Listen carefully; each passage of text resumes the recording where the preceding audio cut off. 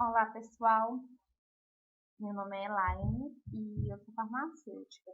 Alguns de vocês já me conhecem, eu já dei algumas aulas aí no SEBRAC e eu vou estar com vocês hoje falando um pouquinho sobre anatomia, um pouquinho sobre os músculos da perna, tríceps. Então, o nosso primeiro músculo que a gente vai falar vai ser os isquiotibiais.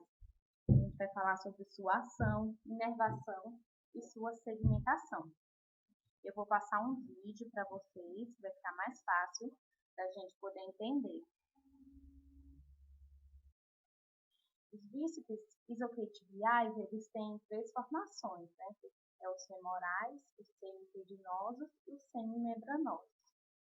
E a sua principal ação é a flexão, é a rotação do joelho. Vocês vão ver aqui nesse vídeo no cantinho da tela. Então, essa é a principal ação desses três músculos.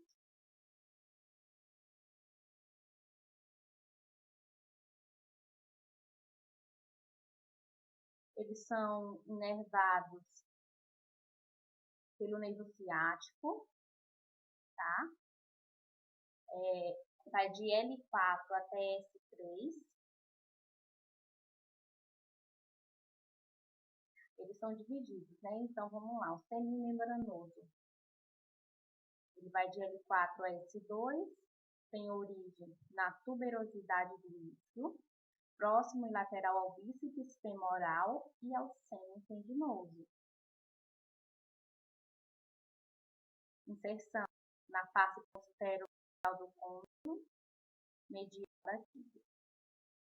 E a ação desse músculo é rodar medialmente a junta do joelho e estender o quadril e auxiliar na sua rotação medial. Já o semitendino vai de L4 a S2, ele tem origem na tuberosidade do isquio. A sua inserção vai ser na parte da superfície medial do corpo da tíbia. E a principal ação também é flexionar e rodar medialmente o joelho. Ele tem uma rotação no quadril também que difere dos outros dois. Já o bíceps femoral, ele vai de L5 a S3. A sua origem, vocês vão ver aqui do lado, vai da parte distal do ligamento sacrotuberal e parte posterior da tuberosidade do isquio. A origem da cabeça-corpo, lábio lateral da linha áspera, 2/3 próximo da linha supracondilar e septo intermuscular lateral.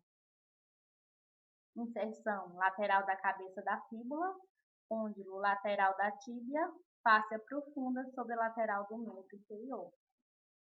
Sua principal ação vai ser também, flexão e roda lateralmente o joelho. A cabeça longa estende e auxilia na rotação lateral do quadril. Então, ajuda também. Vamos voltar aqui para os slides, que a gente vai entender melhor. Então, aqui, tá mostrando a parte posterior da coxa, que tem os três músculos. Nós temos 4 músculos, só que os que fazem parte dos isquiotibiais são 3, né? Que é os semitendinosos, semimembranosos, os bíceps femorais, o bíceps, né? Então, são esses 3, tá? A função que a gente já viu, a principal vai ser a extensão do quadril e flexão do joelho, né? Aqui está falando tudo que a gente já viu no vídeo, que ficou melhor de entender. A origem, a sua inserção, né? As principais ações que eles realizam.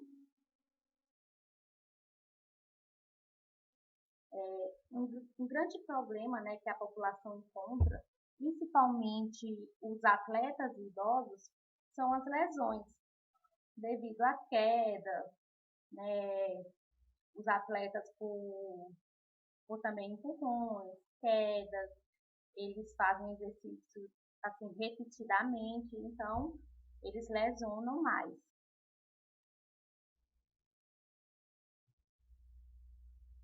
Né, que fala, né, sobre as lesões, né, que os idosos são mais vulneráveis às lesões, né, provocadas por queda. Um programa de prevenção de quedas, incluindo exercícios com ou sem fisioterapia. Outra coisa importante é que sempre passam a suplementação de vitamina D, às vezes cálcio, porque essas pessoas têm um risco assim, elevado, né, de queda, então ajuda muito. Então aqui fala, né, sobre os idosos, né, demência, a coordenação motora já não é a mesma, então tem mais risco de queda mesmo.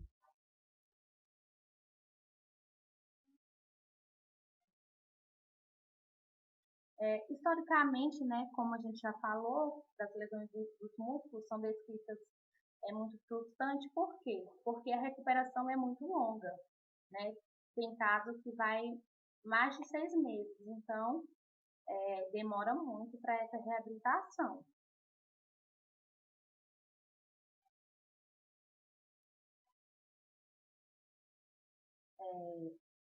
Nesse slide, a gente está vendo aqui um fortalecimento, né? Os exercícios que são usados para fortalecer esses músculos da coxa. Então, assim, é muito usado esses exercícios para fazer o fortalecimento, né? Eu vou passar um vídeo para vocês. Esse vídeo ele vai mostrar o fortalecimento, né, dessa parte posterior da coxa. Vou passar 2 exercícios para vocês. Novamente com elástico, um exercício fortalecendo a parte posterior da perna e o outro exercício sem material nenhum que você pode fazer em casa para fortalecer abdômen e também paravertebrais, tá? Eu vou começar com paravertebrais, abdômen e também tem que fortalecer glúteo. Você vai ficar coluna neutra, vai afastar os 2 joelhos, deixa um pouquinho flexionado os cotovelos, que vai encaixar aqui o seu cotovelo. E você vai fazer o seguinte trabalho: perna para trás e esse movimento aqui. Fica um pouquinho, apoiou, novamente coluna neutra.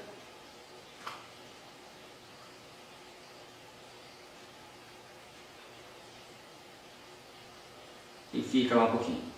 E o próximo exercício com elástico. Você vai pegar o elástico novamente, vai laçar ponta dos pés, traciona ele um pouquinho para cima e leve para trás. Apoia as mãos em cima do elástico e vai empurrar aqui. Pode soltar o ar e empurra. Empurra. Empurra. Empurra. Para trocar de perna, você passa o pé para o meio, põe para fora, coluna neutra novamente e vai empurrar. Empurra. Empurra. Então são 2 exercícios fáceis, você pode fazer em casa e vai ajudar muito você na sua corrida. Eu estou fazendo um guia completo para você, corredor, que está começando.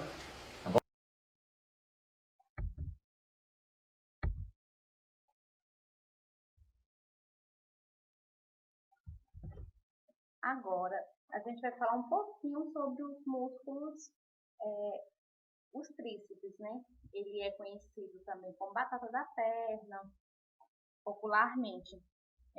Eles têm, né, dois músculos, que é o gastrocnêmio e o sóleo, músculo sóleo. Eles têm origem no côndilo lateral do fêmur. A sua inserção é no calcâneo. As ações, né, flexão plantar, flexão de joelho. O sóleo, a mesma coisa, tem ação de flexão plantar e do calcâneo.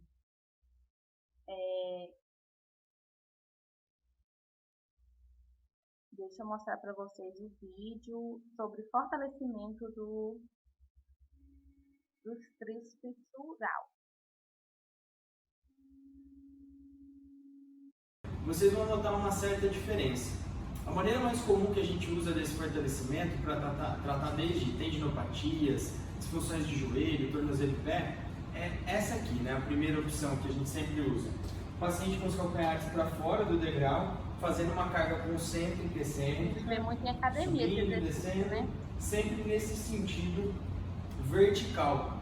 Porém, a dica que eu quero dar para vocês hoje, essa dica valiosa é: se eu retirar esse apoio e pedir para o paciente fazer uma inclinação, levando os pés para trás, inclinando o tronco para frente e tirando o calcanhar do chão, indo numa diagonal, eu vou exigir de uma maneira muito mais funcional do tríceps sural. Porque nós não andamos, por exemplo, fazendo esse movimento vertical, mas sim fazendo a propulsão.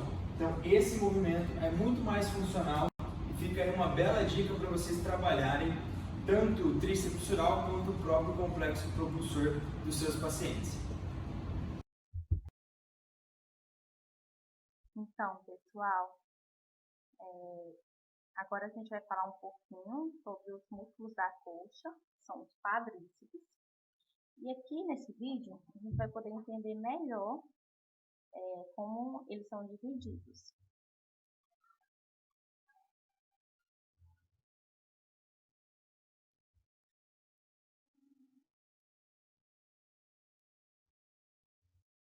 O quadríceps, que aparece aqui em vermelho, que aparece aqui em vermelho, que aparece aqui em vermelho. Esse músculo quadríceps, então, que é o maior músculo aí da região anterior da coxa, morfologicamente, ele é classificado como quadríceps, então, por possuir 4 ventres. Quem são esses ventres? É o nosso músculo reto femoral, que é o mais anterior e o mais retinho, mais alinhado. Aí eu vou ter um músculo lateral, um ventre lateral, que é chamado de vasto lateral. Eu vou ter um medial, que eu vou chamar de vasto medial. E eu vou ter um mais profundo em relação ao reto femoral, ou seja, quando a gente rebate o reto femoral, a gente vai ver um ventre mais profundo, que é chamado de vasto intermédio. Então são 4 ventres principais: reto femoral, vasto lateral, vasto medial e vasto intermédio. Esses 4 ventres, então, eles possuem origens diferentes, ou seja, origens em pontos ósseos separados, e as suas inserções, então, todas elas se juntam, tá? Então, desses ventres, a gente vai falar um pouquinho de cada um. Primeiro, o nosso músculo reto femoral, ou seja, o nosso ventre do quadríceps, chamado de reto femoral, talvez seja o mais importante. Por que o mais importante? Porque ele é o único ventre do quadríceps classificado como biarticular. O que significa isso? Significa que ele movimenta 2 articulações. Então, se ele movimenta 2 articulações, ele não possui nenhum ponto de inserção no fêmur. Então, ele cruza diretamente o fêmur para cima e ele cruza diretamente o fêmur para baixo. Então, qual é a origem, então, desse músculo reto femoral ou do ventre, né, reto femoral? Ele é o único que vai ter a sua origem, então, no osso ilíaco, num acidente ósseo que a gente chama de espinha ilíaca antero-inferior. Então, ele sai da espinha ilíaca antero-inferior, desce verticalmente e, através do tendão quadricipital, se insere na base da patela, que vai ser a porção superior da patela. E depois, a patela, através do tendão patelar, se insere, então, num acidente ósseo da tíbia, chamado de tuberosidade da tíbia. Tá?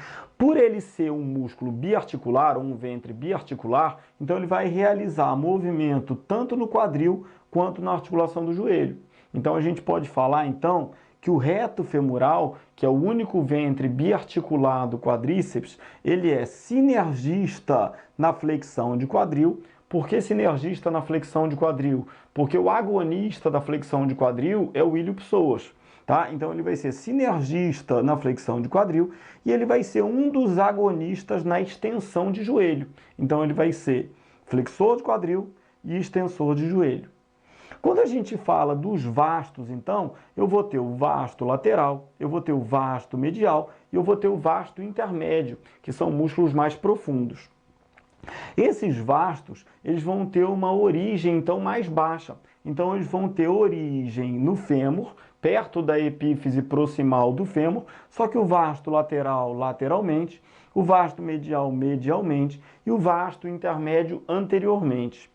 Todos esses três ventres, então, eles se juntam lá embaixo com o ventre do reto femoral no tendão quadricipital.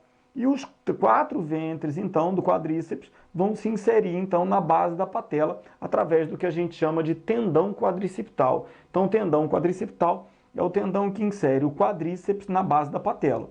E da patela até a tuberosidade da tíbia, a gente vai ter um outro tendão, que é chamado de tendão patelar. E aí, então, a gente vai ter a inserção na tuberosidade da tíbia. Então, a gente pode falar que o vasto lateral, o vasto medial e o vasto intermédio, eles são monoarticulares e eles são agonistas na extensão de joelho, enquanto o reto, ele é biarticular e ele vai ser um dos agonistas, né, na extensão do joelho, mas ele também vai ser flexor de quadril. Ele é o único dos 4 ventres que vai ter movimento lá no quadril. Quando a gente para olhar aqui, então, a gente vai ter um ponto de inserção na base da patela e depois a patela, então, vai se inserir através do tendão patelar na tuberosidade da tíbia. Por que isso é importante? Ou qual é a função biomecânica da patela, né? Por que tem essa patela aqui e não é necessariamente esse músculo se ligar direto lá na tuberosidade da tíbia?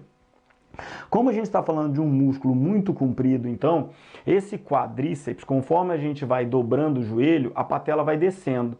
Conforme a gente vai esticando o joelho, a patela vai subindo. Então, essa patela, ela tem uma função biomecânica muito importante na articulação do joelho. E ela vai funcionar como se fosse uma roldana, diminuindo o atrito dos tendões, né, quadricipital e tendão patelar, com o fêmur.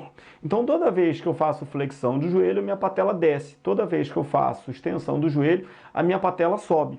Se eu não tivesse a patela, durante os movimentos de flexão do joelho, o tendão ele dobraria. Isso aumentaria o atrito do tendão com o osso.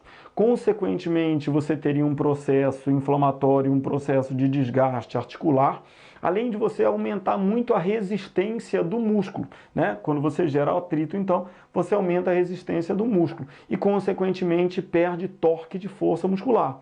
Então, quando a gente fala de função biomecânica da patela, a patela ela é grande responsável por proporcionar, por manter o torque de força do músculo quadríceps, evitando atrito.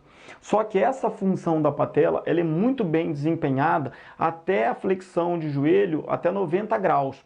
Por quê? Porque a partir de 90 graus, mesmo com a patela, você já começa a ter atrito, ou seja, você já começa a ter uma dobra desse músculo, né? E quanto mais flexionado tiver o joelho, a gente percebe que se você tem um joelho muito flexionado, você diminui muito a força do quadríceps. É que, na verdade, não é que você diminua a força, é que a sua alavanca de força ela fica menor do que a alavanca de resistência. Então, você passa a ter mais resistência do que força muscular. É por isso que, por exemplo, em pacientes idosos, né, quando a gente trabalha com ergonomia, ou seja, facilitando a vida desse paciente, desse indivíduo, o ideal é que ele se impulse, que ele tenha uma cama mais alta, que ele tenha um sofá mais alto, uma poltrona mais alta. Por que isso? Porque se ele sai de sentado, onde ele tem uma flexão de joelho de 90 graus para cima, ou seja, entre 90 e 180, ele vai ter uma vantagem mecânica. Agora, se ele senta naqueles sofás muito antigos, onde o joelho dele fica muito flexionado, ou seja, ele fica muito agachado, ele vai ter uma desvantagem mecânica muito grande, associada com a perda de força da idade. Então isso vai gerar uma dificuldade muito grande dele se levantar, ou seja, dele passar, né, de sentado para de pé sozinho, tá bom? E lá embaixo ainda, que eu colori para vocês aqui em amarelo, a gente tem as porções dos vastos, vasto lateral e vasto medial, que em alguns livros a gente vai encontrar como oblíquos, tá? Então a gente vai ter como oblíquo medial